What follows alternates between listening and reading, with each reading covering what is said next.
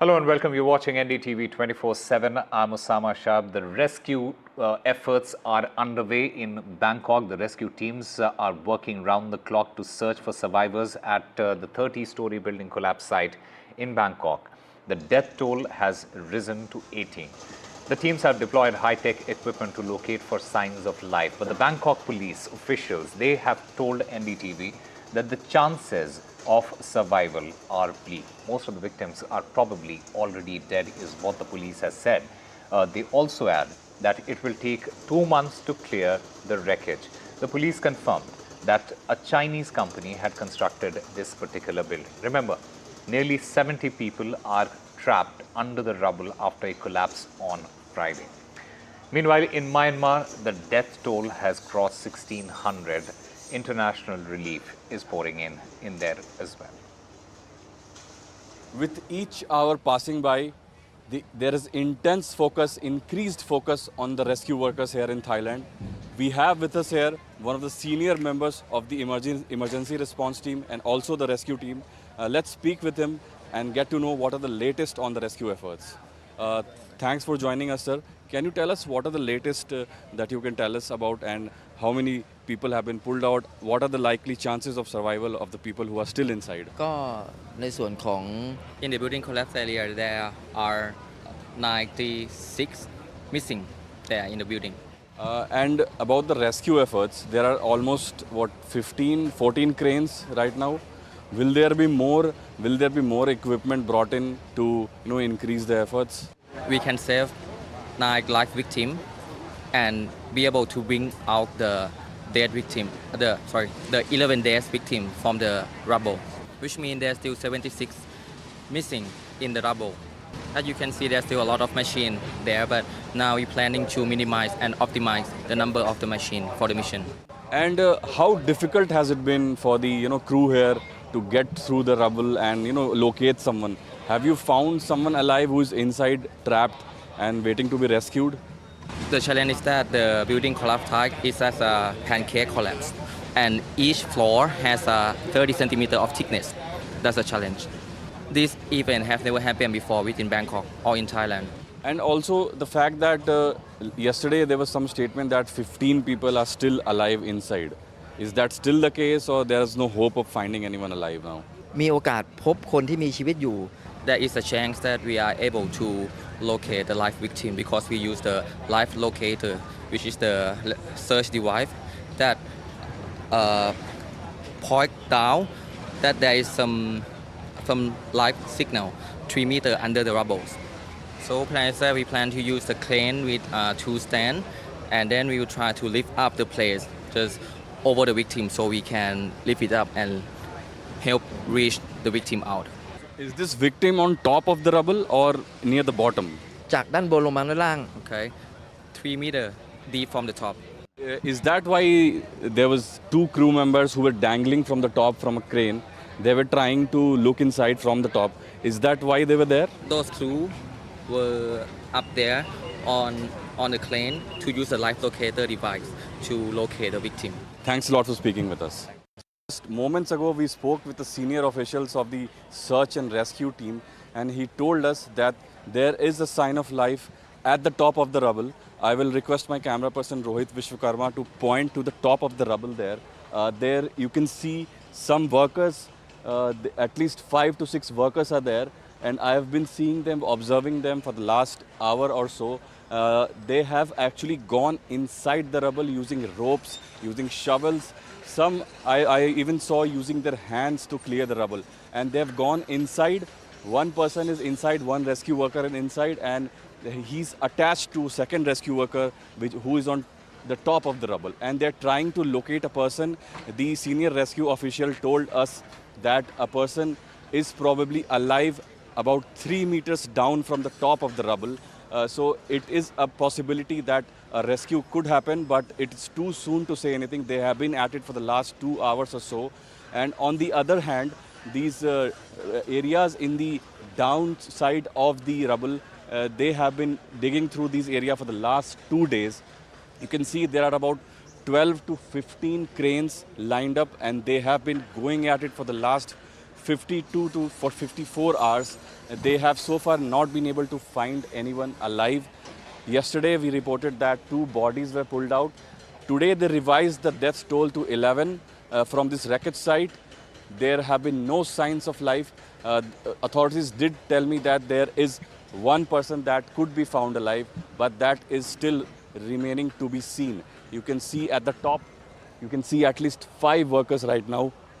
They are using the biggest crane right here to suspend these workers to the top of the rubble, and they are using all they can, all the technology they can. They're using drones, they are using probes, they have used small robots that can go inside the rubble where places humans can't go, and it's too risky for them to go. So they have used all kinds of technology to locate people. They have located some people, but it's too difficult to get to them. That is the biggest problem, and the wreckage, as you see, is at least 4 to 5 story high. It is too difficult to get inside it, and it is too fragile a structure to be played with. It needs a lot of expertise.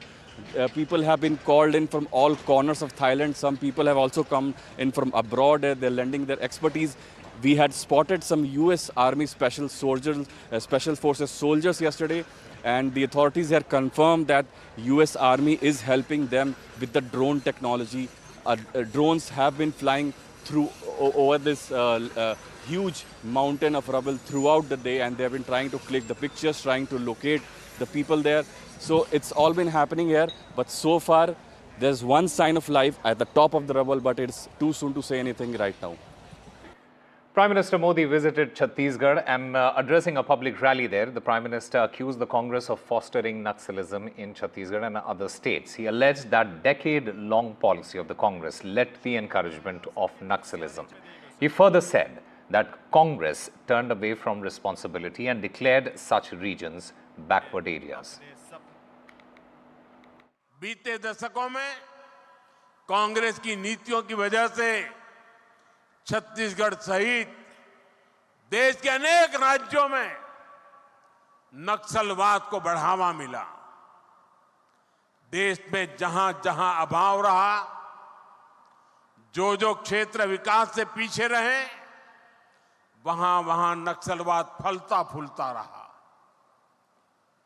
लेकिन जिस दल ने 60 साल सरकार चलाई, उसने क्या किया? उसने ऐसे जिलों को पिछड़ा घोषित कर अपनी जिम्मेदारी से मुंह मोड़ लिया। And earlier on Sunday, the Prime Minister also visited Nagpur and paid tribute to RSS founders. He praised on the RSS for its service across the nation. In fact, this was Prime Minister Modi's first visit at the RSS headquarters after becoming the Prime Minister 11 years ago. And the Union Home Minister Amit Shah, he is in Bihar, marking the beginning of the BJP's campaign for the upcoming Bihar Assembly elections. Amit Shah's visit is strategically planned to strengthen the party's foothold in the state with the target of securing maximum seats in the Bihar Assembly. The Union Home Minister, he met with the BJP leaders, including the MLAs, MPs and the state officials in order to finalize the election strategy. He also met the Chief Minister of Bihar, Nitish Kumar, and after him, Amit Shah also met with the NDA leaders at Bihar Chief Minister Nitish Kumar's residence.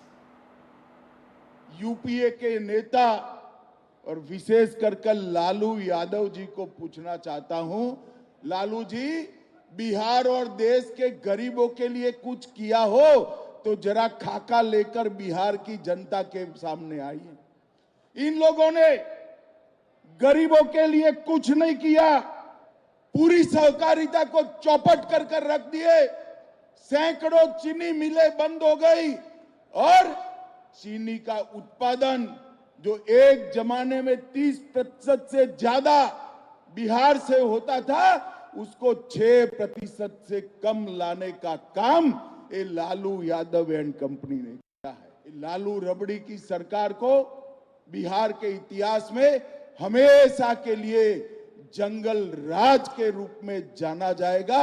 ये आज पूरा देश और दुनिया जानता है।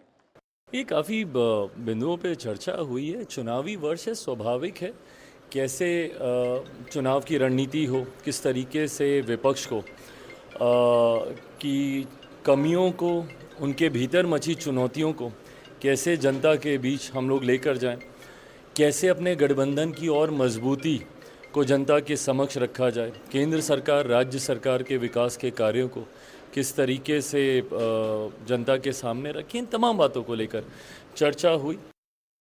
The government's stake in Vodafone Idea is set to increase to 48.99% with fresh acquisition of shares worth rupees 36,950 crore rupees. Vodafone Idea announced that the government will convert its outstanding spectrum auction dues into equity shares worth rupees 36,950 crore. With this, the government will increase its stake in the telecom company from 22.6% to nearly 49%. However, the promoters will continue to retain operational control of the company. Vodafone Idea will issue 3,695 crore equity shares at a face value of rupees 10 each within 30 days of receiving approvals from relevant authorities, including SEBI. And the US President Donald Trump has threatened that he will impose secondary tariffs of 25% to 50% on all Russian oil if he feels Moscow is blocking his efforts to end the war in Ukraine. And they could start within a month if there is no ceasefire. President Donald Trump said that he was very angry. He criticized Vladimir Putin, Russian president. In fact, when Russian President Vladimir Putin criticized the credibility of Ukrainian President Volodymyr Zelensky's leadership. A test rocket aimed at kick-starting satellite launches from Europe fell to the ground and exploded 40 seconds after takeoff from a Norwegian spaceport on Sunday, in what a German startup, Isar Aerospace, had described as an initial test. The uncrewed Spectrum rocket was billed as the first attempt at an orbital flight to originate from Europe, where several nations, including Sweden and Britain, have said they want a share of a growing market for commercial space missions.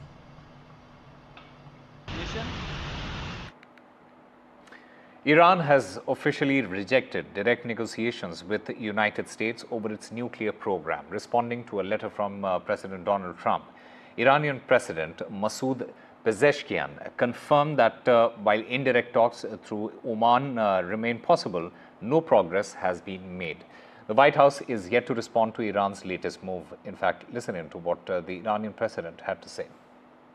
جوابی هم که مقام معظم رهبری در رابطه با نامه‌ای که ترامپ فرستاده، برادرم آقای دکتر عراقچی اونو به کشور عمان رسوندن و به دست رابط آمریکایی رسیده و در اونجا هم مذاکره به طور مستقیم رد شده، اما مذاکره به طور غیر مستقیم همیشه ایران در اون رابطه بوده و الان هم مقام معظم رهبری تاکید فرمودن که مذاکره غیر مستقیم همچنان میتونه ادامه داشته باشه. ما از مذاکره نه تنها پرهیز نمی کنیم، بلکه اون بدعهدی هاست که برای ما مشکل ایجاد کرده تا کنون باید ثابت بکنن که میتونن اعتماد رو در رابطه با تصمیمات ایجاد بکنن که امیدوارم اینم شکل بگیره. Billionaire Elon Musk has transferred the ownership of X, formerly Twitter, to his artificial intelligence company XAI in a stock-only deal valued at $33 billion. Why? Take a look at this report. Elon Musk has once again shaken up the tech world. His artificial intelligence company XAI has taken over X, formerly Twitter, in a stock-only deal worth $33 billion. But why would Musk sell X for less than what he paid? This strategic deal allows XAI's investors to share in the value of X, while also enhancing XAI's ability to train its AI chatbot Grok. Musk himself described the deal as a way to integrate data, models, compute power, distribution, and talent between the two firms. With this merger, XAI is now valued at $80 billion. While X's valuation stands at $33 billion, down from the $45 billion Musk originally paid, factoring in the $12 billion debt attached to the company. Industry analysts suggest that Musk is playing the long game. The deal consolidates his leadership across both companies, ensuring tighter integration between X and XAI. This could significantly benefit Grok's development by providing it with real-time data from X's vast user base, ultimately making XAI's chatbot much smarter. There's also the financial side to this. Musk's decision comes just as banks successfully offloaded the $13 billion in loans they had held since Musk's takeover of Twitter in 2022. As AI investments surge and X's financial performance stabilizes, those who bought the debt may now stand to profit. Meanwhile, Musk is also locked in a battle with OpenAI. After a failed $97.4 billion bid to acquire the ChatGPT maker, he's been ramping up XAI's capabilities, launching Grok 3 and investing in one of the world's largest supercomputer clusters, Colossus. Ultimately, while selling X at a reduced valuation might seem like a loss, Musk sees it as an investment into a much bigger future. One where his AI empire dominates not just social media but the entire artificial intelligence landscape. With Rhythm Arcadia, Bureau Report for NDTV World.